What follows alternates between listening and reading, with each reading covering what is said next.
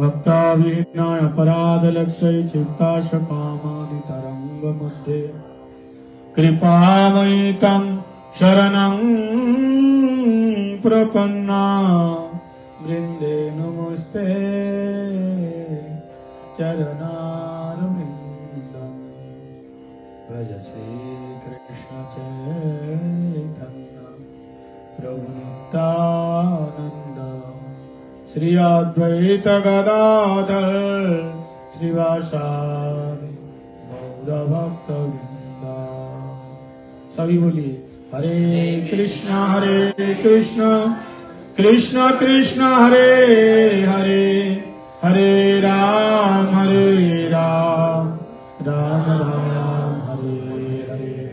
हरे कृष्ण कृष्ण कृष्ण हरे हरे, हरे राम राम राम हरे हरे। श्री श्री हरि गुरु वैष्णव के श्री चरण कमलों में अनंत अनंत कोटि साष्टांग दंडवत प्रणाम निवेदन करता हूँ। रूपानुग गुरुवर्ग सारस्वती दंडी पादगण समोपस्थित सभी भक्तजनों के चरणों में दंडवत प्रणाम निवेदन करता हूँ। आज हम लोग पुनः सत्संग करने का सौभाग्य प्राप्त हुआ है। जीवन में सबसे बड़ा लाभ है साधु का संग और बहुत ही दुर्लभ है, सुलभ नहीं है। और बाकी चीज आपको सहज प्राप्त हो जाएगा, लेकिन सत्संग नहीं मिलेगा। खाना पीना सोना इंद्रियों को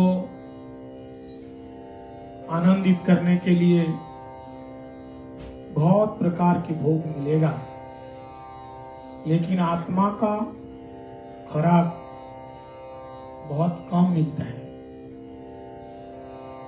इसलिए साधु संग जीवन का सबसे अमूल्य धन है। जीवन में साधु के संग में रहना ये बहुत बड़ी बात है। इस साधु संग के लिए बड़े बड़े ऋषि महर्षि तपस्वी योगश्री तरसते हैं। शुद्ध भक्त का संग हो जाए, लेकिन शुद्ध एक तो साधु संग बहुत दुर्लभ है, बड़े ध्यान से सुनना। एक तो साधु संग बड़ा दुर्लभ है और ऊपर से साधु मिलना भी और ज्यादा दुर्लभ है। कथा की कमी नहीं है, हमारे भारत में चले जाओ, कथा सुनने वाले से ज्यादा कथा बोलने वाले। गुरु की भी कमी नहीं है। अगर आपको कहेंगे अब गुरु बनाओ, संसार में ऐसे कोई भी व्यक्ति नहीं है बिना गुरु के, वही सबके पास गुरु है। गुरु नहीं है ऐसी बात नहीं है, गुरु है। कर्मी ज्ञानी योगी भोगी ऐसे गुरु है। इसलिए शंकर जी कहते हैं सद्गुरु दुर्लभम देवी। सद्गुरु बहुत दुर्लभ है। कहता शिष्य वित्तापहार कहा बहुवसंति।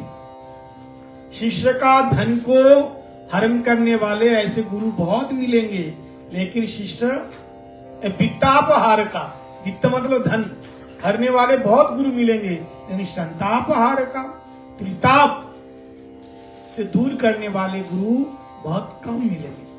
इसलिए भगवान कृष्ण की कथा सुनने से पहले साधु की कथा सुनो। कौन है प्योर साधु, ये निर्णय हो जाए। तो साधु को पहचानने के लिए शास्त्र में दिया है साधु कौन है। 4 संप्रदाय में जो लोग होते हैं, कहते हैं श्री रुद्र ब्रह्म शनका चत्तारौ कलौ क्षिति पावना संपदा विहीना मंतस्त विफला मता। बड़े ध्यान से सुनना, ये 4 संप्रदाय के लोग ही वैष्णव कहलाते हैं, और इन 4 संप्रदाय के जो वैष्णव हैं इनके अधीन में भगवान रहते हैं। वैष्णव हृदय सदा गोविंद विश्राम। बाकी जितने प्रकार के आप संप्रदाय देख रहे हैं, भक्ति विनोद ठाकुर जी कहते हैं, पृथ्वी ते जतो कथा धर्म नामे चले, भागवत कहता परिपूर्ण छले। छल धर्म है, कपट धर्म है, छल धर्म। इसलिए इसको समझने के लिए भी स्वीकृति चाहिए। गुरु कहते हैं, गुरु तो बहुत मिलेंगे, गुरु मिले गली गली हमसे दीक्षा लो। अब वृंदावन में चले जाओ, हर गली गली में भक्त, हर गली गली में गुरु है। गुरु मिले गली गली हमसे दीक्षा लो, और आगे क्या है कि साल भर में एक बार हमें दक्षिणा दो, गुरु पूर्णिमा में एक बार बस। हाँ, कम से कम एक बार तो दो। तुम स्वर्ग जाओ या नरक जाओ, हमें दीक्षा दो, हमें क्या दक्षिणा दो। तो ऐसे ही, इसलिए कथा सुनने से पहले गुरु ठीक होना चाहिए। एक तो गुरु पदाश्रय वैष्णव गुरु, दूसरा नंबर गुरु बनाने से पहले वो गुरु बताएंगे। ऐसे नहीं है कि तुम्हारे शरीर शुद्ध नहीं हुआ और दीक्षा मंत्र दे दिया। हमारे गौड़ीय मठ में आओगे, पहले आपको दीक्षा नहीं मिलेगी। पहले आहार शुद्धि, चित्त शुद्ध, चित्त शुद्धि ध्रुव स्मृति। गीता में 3 प्रकार के आहार के बारे में बताया, सात्विक, तामसिक और राजसिक। 2 प्रकार के बिल्कुल निकृष्ट है, रजोगुणी और तमोगुणी। सात्विक थोड़ा सा ठीक है,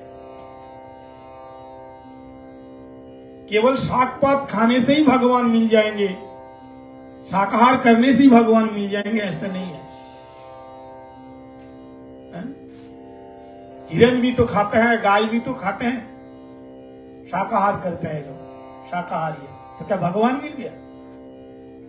केवल शाकाहारी नहीं होने का, आप जो खाते हैं सात्विक आहार, वो भगवान को निवेदन करने का है। मैं बिल्कुल नीचे लेवल की बात कर रहा हूं, उसको भोग लगाने का है। भोग लगाए बिना अगर हम खाते हैं, भुंजन्ते ते अघम पापम जे पचन्ते आत्म कारणा। कहता है जो अपने लिए बनाते हैं वो पाप खाता है। यज्ञ अवशिष्टा कहते हैं, इसलिए भगवान को भोग लगा के प्रसाद, महाप्रसाद बना के उसको लेना है। तो खान पान का विचार शुद्ध रहना चाहिए। देखो, एक हिरन घास खाते हैं, उसका स्वभाव देखो। गाय भी घास खाती है, स्वभाव देखो कितना शांत। और एक शेर देखो मांस खाते हैं, उग्र स्वभाव। सांप देखो, वो भी मांस खाते हैं, खल स्वभाव। तो खाने पीने से हमारा स्वभाव का, हमारे जो स्वभाव है, नेचर है, इसका परिवर्तन होता है।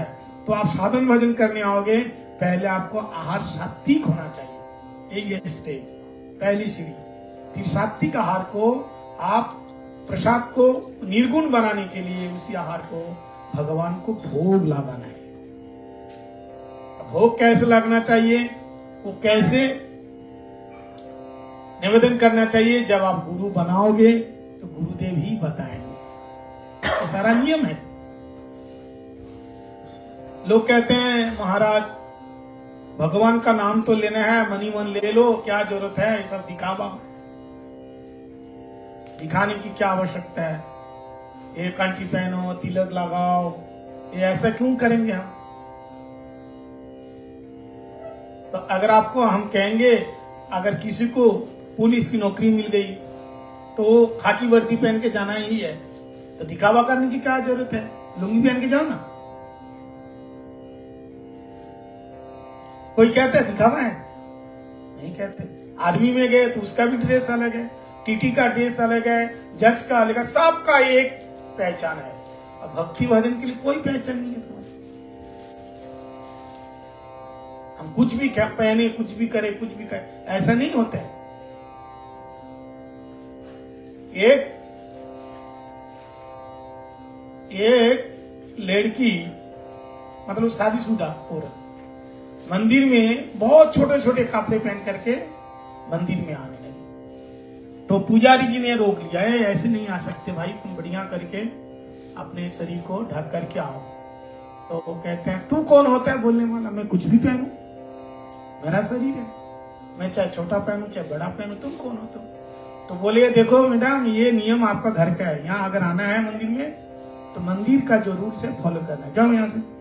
भगा दिया। अब उसको तो बहुत क्रोध आया, वो अपने पतिदेव के पास गया, बोले देखो पुजारी कितना बदतमीज है, देखो। बोले क्यों, क्या हो गया? बोले हमको अंदर जाने नहीं दिया, मैं छोटे छोटे कपड़े पहन करके गई हूँ इसलिए जाने नहीं दिया। चलो आप चल करके उनसे लड़ना है, क्यों ऐसा किया? तो उसके पतिदेव ने कहा देखो उसके मंदिर का नियम है, तुम जाते हो डिस्को में तो क्या साड़ी पहन के जाते हो? वहां का नियम है कि नहीं, डिस्को में कैसे जाना है? यहां तक बड़े बड़े होटल में खाने जाओगे तो वहां चप्पल पहन के नहीं जा सकते, जूता पहन के जाना पड़ेगा, उसका रूल है।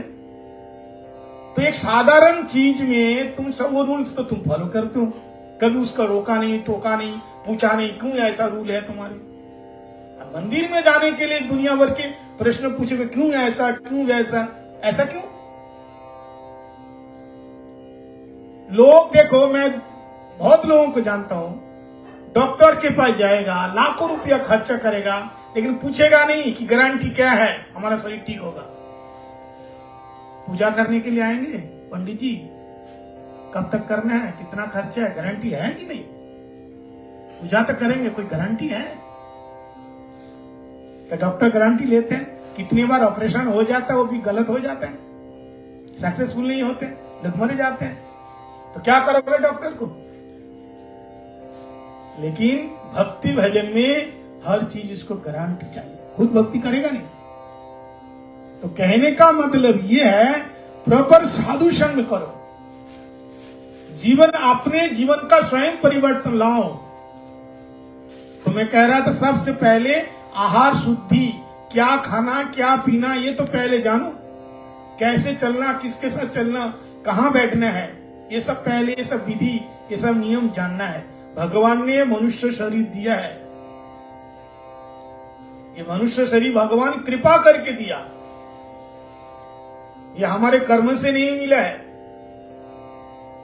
कृपा करके। निर्देम अद्यम प्रलवम सुकल्पम गुरु कर्णधारम मयानुकूलेन नविस्वत रीतम पुमाम भवाब्दिम न तरेत स आत्मा। भाई बहन हर जन्म मिल जाएंगे, पत्नी हर जन्म मिल जाएगी,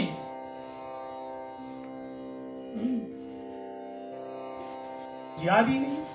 पुनरुपि जननम पुनरुपि मरणम पुनरुपि जननी जठरे शयनम यो घोर संसारे खलु दुस्तारे कृपया पाई मुरारे भज गोविंदम गोविंदम भज मूढ़ मते।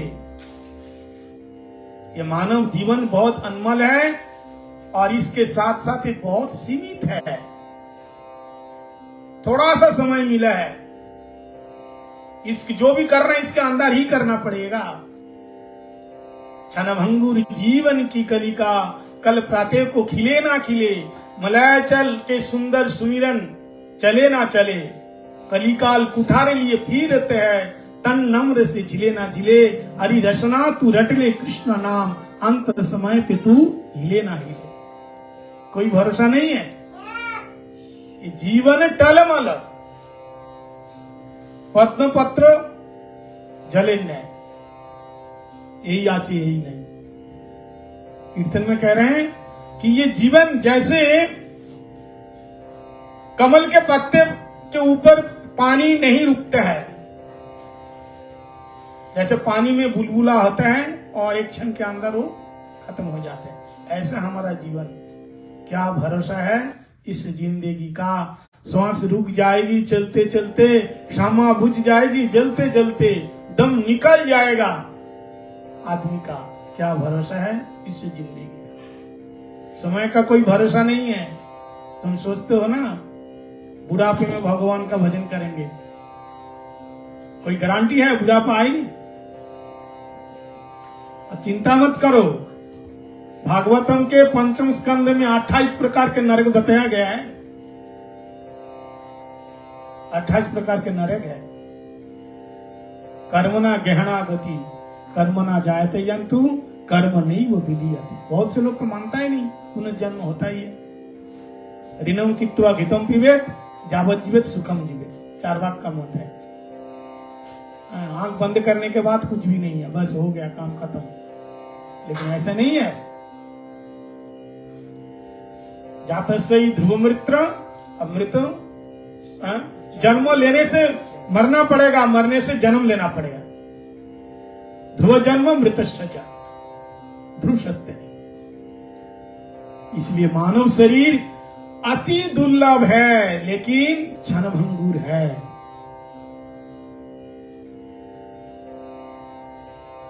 इसलिए हमारे गोस्वामी लोग कहते हैं कि ये अनमोल दुर्लभ मानव देह लविया संसारे, कृष्ण ना भजिनु दुखो कही वो कहारे।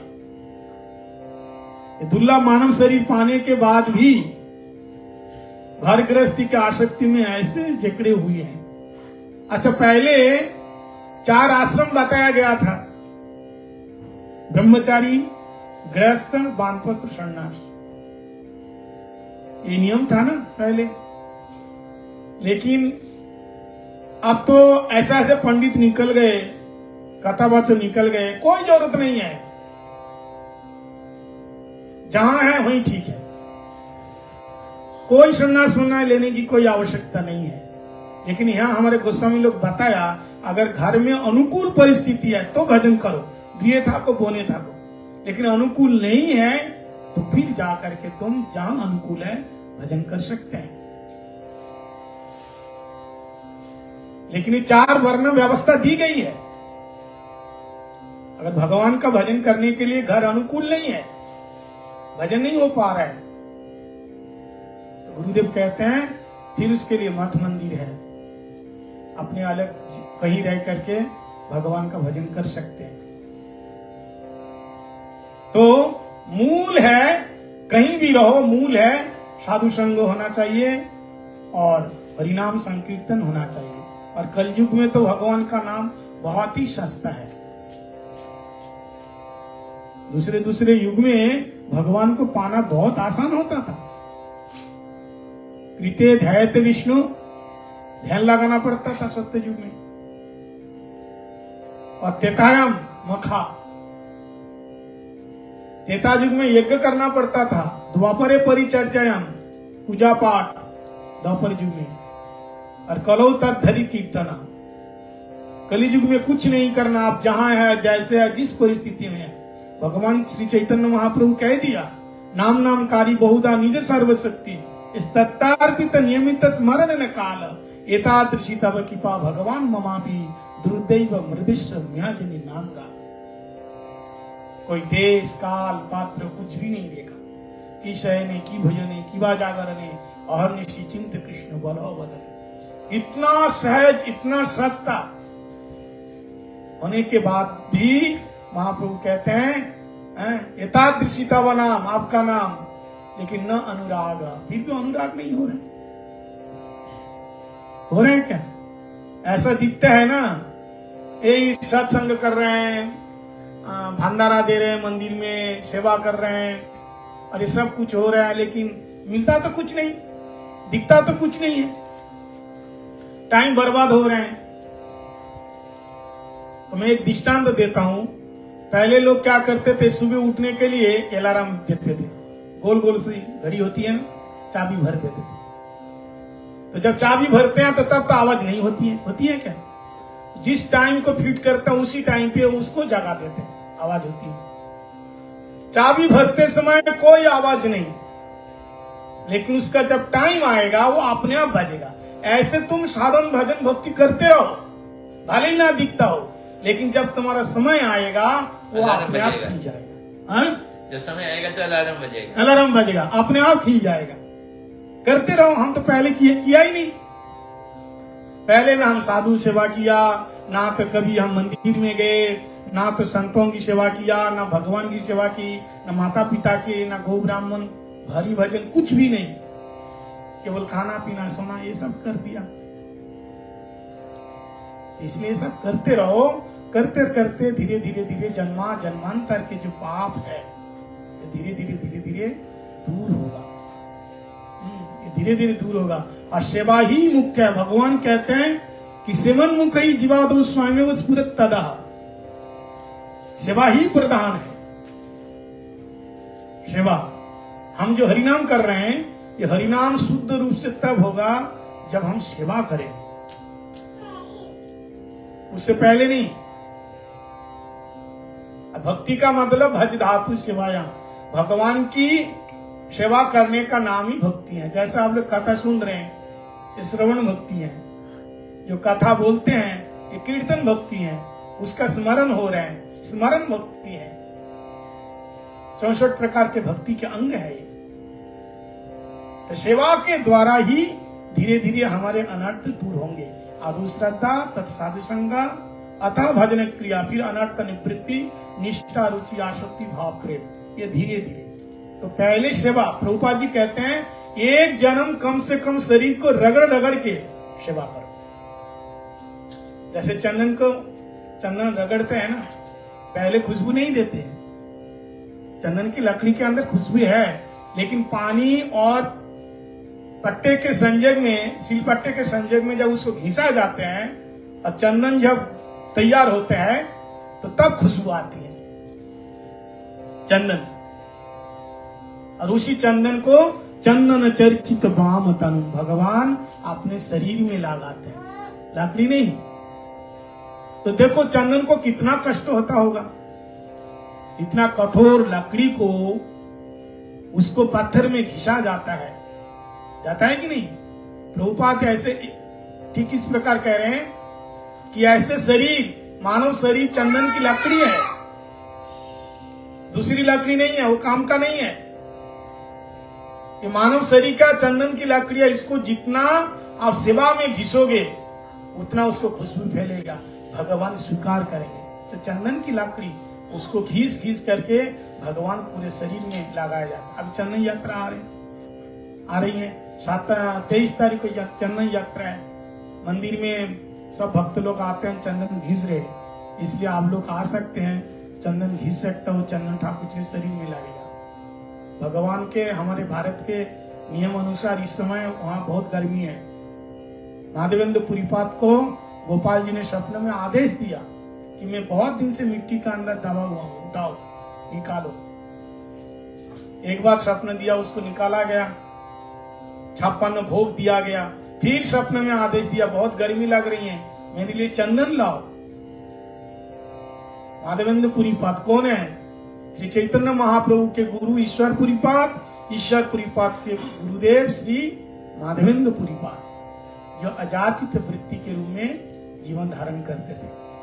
श्री गिरिराज जी की तलाटी पे जतिपुरा में निवास करते थे।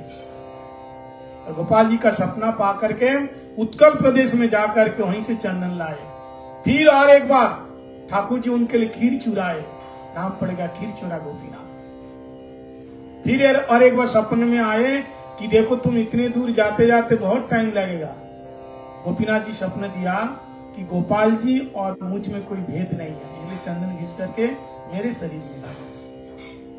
तो तभी से चंदन यात्रा शुरू हो जाते हैं और चंदन भगवान के शरीर में लगाया जाता है। अगर आपके द्वारा घिसा हुआ चंदन ठाकुर जी के शरीर में लगता है, लगेगा तो ठाकुर जी के शरीर में, लेकिन ठंडा होगा आपका दिल और दिमाग।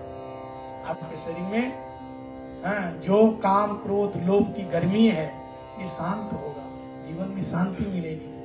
इसलिए चंदन घिसना और वही सेवा में सब लोग सहयोग करना। उस दिन बहुत बड़ा उत्सव होगा, सभी लोग आना। और चंदन यात्रा के दिन में बहुत सारे प्रसंग है। हमारे तीर्थ महाराज जी सुनाते थे, कहते हैं सृष्टि का प्रारंभ के दिन है, ब्रह्मा जी सृष्टि उसी दिन से शुरू किया है। सत्ययुग का शुरुआत वहीं से हुआ। हाँ, और आपका केदारनाथ बद्रीनाथ का द्वार उद्घाटन 6 महीने तक बंद है ना, द्वार उद्घाटन होता है।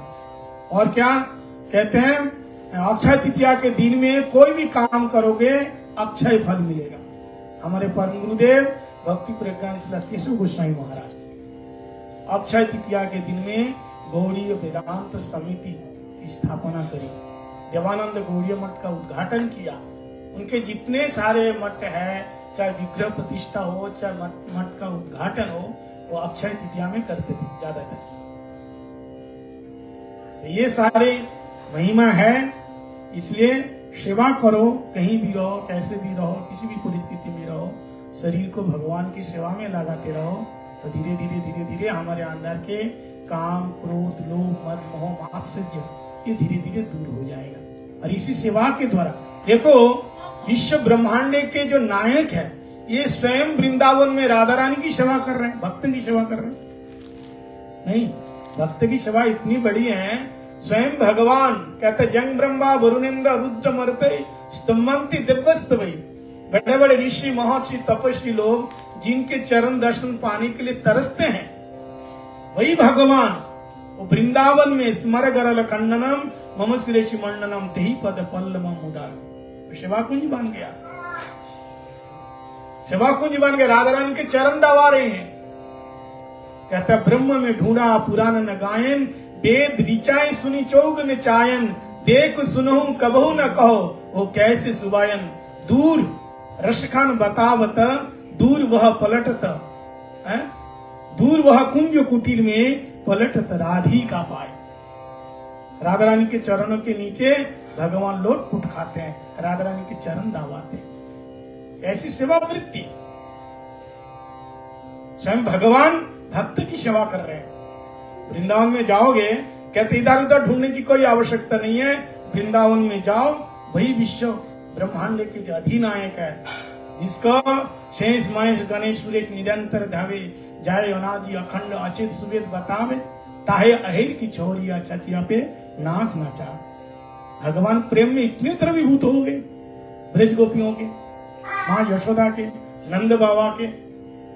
कथा तो बहुत है, तो मूल है सेवा, सेवा मूल। ब्रह्मा जी को कहना पड़ा, नंद किंग कर ब्रह्मन श्रेव महादेव, यशोदा च महाभागा पपो यशस्तनम हरि, अहोभाग्यम अहोभाग्यम नंद गोप ब्रजो कशाम, यन्मित्र परमानंद पूर्ण ब्रह्म सनातनम। नंद यशोदा ने ऐसा कौन सा कर्म किया, ऐसा कौन सा तप किया, कौन सा जाप किया, पूजा पाठ किया, जिसके कारण स्वयं हरि उनका स्तन पीने के लिए तरस जाते हैं। मैया मुंह को दूध पिलाए दे, जिनके वक्र भ्रुकुटी से सागर सप्त उछलते देखा, और वही माँ यशोदा के भय से 100 बार बिलकते देखा। प्रबल प्रेम के पाले पड़कर हरि का नियम बदलते देखा। अपना मान भाली टार जाए, पर भक्त का मान टारते ना देखा। और भगवान किसी के अधीन में है तो जो सेवा करते हैं, इसलिए सेवा वृत्ति। हम लोग तो भगवान को देखे ही नहीं है, अगर देखे है तो मूर्ति के रूप में देखे, भगवत बुद्धि है नहीं, इसलिए आप अपने गुरुदेव को देखे हैं, वैष्णव लोगों को देखे, उनकी सेवा से सेवा शुरू करो। आप अपने घर में, घर से शुरू करो, अपने घर में जो परिवार है, अपने पतिदेव की सेवा करो। यहाँ तो सेवा वृत्ति भी होनी चाहिए, आपस में प्यार से प्रेम से रह करके सेवा करो। लड़ाई झगड़ा करोगे तो नहीं चलेगा, दोनों एक साथ भक्त बनोगे। लड़ाई झगड़ा करके भी सेवा करो। हाँ, लड़ाई झगड़ा करके भी सेवा करो। हाँ लड़ाई झगड़ा करके। देखो एक छोटी सी कहानी बोल के छोड़ देता हूँ। हमारे हरिद्वार है ना, देखो पति पत्नी के बीच में कैसी लड़ाई झगड़ा होती है। लड़ाई झगड़ा करो लेकिन प्यार से करो। तो ऐसा नौबत ना आवे कि एक दूसरे को मुंह देखने तक ना मिले, ऐसा नहीं। हरिद्वार में क्या हुआ, और पिंड ऐसे पंडित लोग क्या करते हैं, बना बना के गंगा जी के किनारे रखते हैं। और कौवे जो होते हैं ना, इन लोगों को ऐसा लगते हैं कि हमारे जो पुरख हैं कौओं के रूप में आकर के ये खाते हैं, ऐसी धारणा है, मान्यता है। तो एक माता जी आपने एक छोटा सा 10 साल का बच्चे को लेकर के, वो भी उसका पतिदेव मर गए, तो उसके पिंडदान देने के लिए आए। महाराज उस दिन उसी समय पितृपक्ष का श्राद्ध चलते हैं, कितने लोग आकर के वो पिंड लगाते हैं, देते हैं, ये भी दिया। लेकिन कौवा जब तक नहीं खाएगा तो उसको ऐसा लगेगा कि ये हमारा पिंड स्वीकार नहीं किया हमारे पितर। उसके पतिदेव के लिए पिंडदान दिया, लेकिन उसी दिन तो उसी समय तो इतने सारे पिंडदान देते हैं, सारे कौवों के पेट भरा हुआ होता है, कितने लोगों का खाए। ये कौवा क्या हुआ, ऐसा लहराता हुआ उड़ करके आने लगा। तो माता जी कहते देख देख तेरे पिताजी आ रहे, तेरे पिताजी आ रहे, कौवे के रूप में ना पिताजी आ रहे, पिताजी। लेकिन वो लहराता हुआ आया खाएगा खाएगा खाएगा, लेकिन खाया नहीं, उड़ गया। लारी क्या हुआ, फिर आया उड़ता हुआ लहरता हुआ, खाएगा खाएगा खाएगा, लेकिन खाएगा नहीं, उड़ गया। क्या हो गया भाई, क्यों नहीं खा रहे, क्या हो गया? हाँ? तो लड़का कहते हैं पिता अपनी माँ से कह रहे, जब बार बार लहराते हुए आता है काऊ काऊ करके, लेकिन खाता नहीं, उड़ के चले जाता है, तो लड़का कहता है माता जी से कि मैया अभी भी लगता है कि पिताजी आपसे डरता है, इसलिए आप थोड़ा दूर चले जाओ, शायद आके खाएंगे। अब की बार क्या हुआ, लहराता हुआ आया, उसी का खाया नहीं, पड़ोस वाला का खा के चला गया। अब उसकी माता जी कह रहे देख मेरे को तो मालूम है इनकी ऐसी आदत है, ये जब जिंदा थे वो शर्मानी का हाथ का खाना बहुत पसंद करता था, आज भी उसकी ऐसी आदत है कि ये पड़ोस में जाकर के खाने की आदत है। तो मरने के बाद भी, ये केवल एक विनोद मात्र, मरने के बाद भी अगर ऐसे लड़ाई झगड़ा का तुम भाव रखोगे तो जीते जी ये जो लड़ाई झगड़ा, ये परिवार में हम लोगों को रहना है, इसलिए हम प्रेम बना के रखो और दोनों सद भाव से सदगुरु चरणाश्रय करो, एक दूसरों की गलती को एक दूसरे समझ करके भगवान का भजन करो, यही जीवन का सार। क्योंकि मानव जीवन बार बार मिलेगा नहीं, इस बार मिल गया, अब इसको ऐसे सुधारो कि दोबारा जन्म लेने का कोई नौबत ना हो। ठीक है, वंशा कल्पतरुभ्यश्च कृपा